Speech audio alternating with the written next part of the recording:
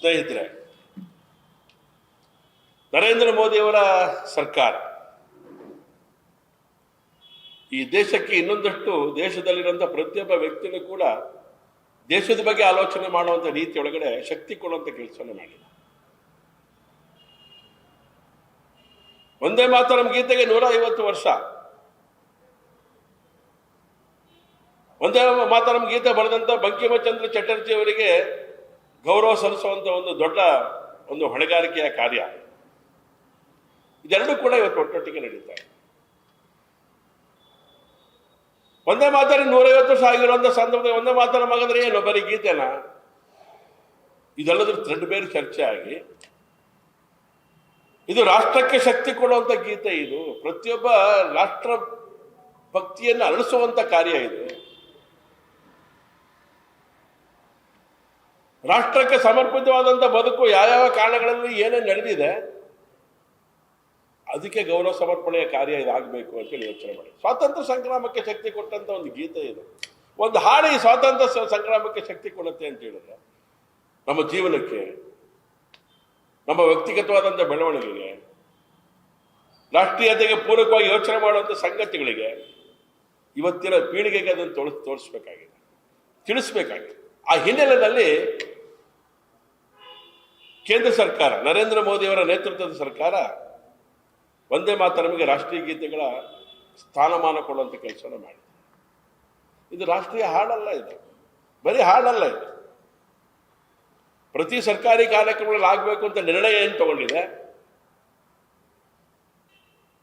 ಇದು ಶಾಸನಬದ್ಧಗೊಳಿಸಿರುವಂಥ ಸಂಗತಿ.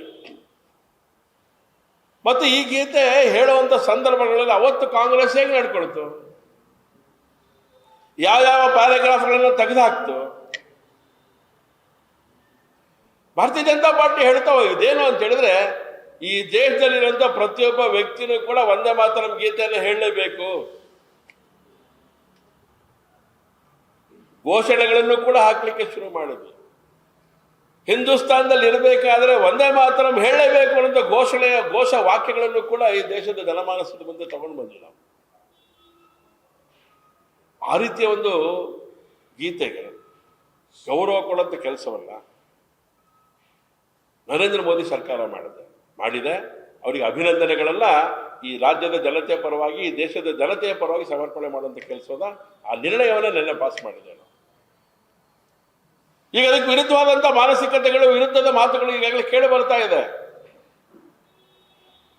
ಕಾಂಗ್ರೆಸ್ ಇದಕ್ಕೆ ಕುಮ್ಮಕ್ಕು ಕೊಡುವಂಥ ರೀತಿಯೊಳಗೆ ತನ್ನ ವರ್ತನೆಯನ್ನು ಮಾಡ್ತಾ ಇದೆ. ಅವತ್ತು ಇದೇ ಕಾಂಗ್ರೆಸ್ ಈ ವಂದೇ ಮಾತರಂ ಗೀತೆಯನ್ನ ತುಂಡು ಮಾಡಿದ್ದು. ನಾವು ಅನೇಕ ಬಾರಿ ಹೇಳ್ತೇವೆ, ಕಾಂಗ್ರೆಸ್ ಮಾಡಿದಂತ ದುಷ್ಟ ಕೃತ್ಯಗಳಲ್ಲಿ ಯಾವ್ದಾದ್ರು ಅಂತ ಹೇಳಿದ್ರೆ ಒಂದು ವಂದೇ ಮಾತರಂ ಗೀತೆಯನ್ನೇ ತುಂಡು ಮಾಡಿದ್ರು, ಈ ದೇಶವನ್ನೇ ತುಂಡು ಮಾಡಿದ್ರು. ಅದರ ಬಳುವಳಿ ಇವತ್ತಿನ ದಿವಸ ನಾವು ಅನುಭವಿಸ್ತಾ ಇದ್ದೇವೆ. ಒಂದು ಸಮಾಜದ ಬಂಧುಗಳು ಹೇಳ್ತಾ ಇದ್ದಾರೆ, ನಾವು ಹೇಳಲಿಕ್ಕೆ ತಯಾರಿಲ್ಲ ಅಂತ ಹೇಳಿ. ಈ ದೇಶದಲ್ಲಿ ಇರ್ಲಿಕ್ಕೆ ನೀವು ನಾಲಾಯಕ್ಕಿಲ್ಲ ಅಂತ ಹೇಳುವಂತ ಸಂಗತಿಯನ್ನ ನಾವು ಯೋಚನೆ ಮಾಡಬೇಕಾಗತ್ತೆ. ಈ ದೇಶದ ಕಾನೂನನ್ನ, ಈ ದೇಶದ ಅಸ್ಮಿತೆಯನ್ನ ನಾವು ಕಾಪಾಡಿಕೊಳ್ಳಲಿಕ್ಕೆ ತಯಾರಿಲ್ಲ ಅನ್ನೋದಾದ್ರೆ ನಿನ್ನ ಮನೆಯಲ್ಲಿ ಇದನ್ನು ಹೇಳಬೇಕು ಅಂತ ನಾವು ಹೇಳಲ್ಲ,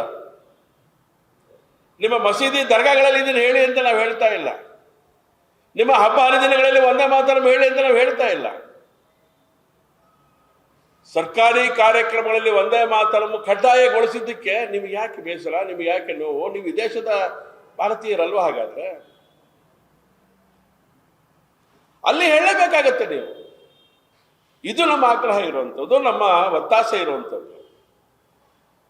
ಹಾಗಾಗಿ ಇದನ್ನ ನ್ಯಾಯಾಲಯಕ್ಕೆ ಹೋಗಿ ಇದನ್ನ ಮತ್ತೊಂದಷ್ಟು ಬೇರೆ ಬೇರೆ ರೀತಿಯ ಕಲುಷಿತ ವಾತಾವರಣಗೊಳಿಸೋದ್ರ ಬದಲಾಗಿ ಈ ದೇಶದ ಕಾನೂನಿಗೆ ಗೌರವ ಕೊಡುವಂಥ ಕೆಲಸವನ್ನ ಸಮಾಜ ಮಾಡಬೇಕು ಅಂತ ನಾನು ವಿನಂತಿ ಮಾಡ್ತೇನೆ.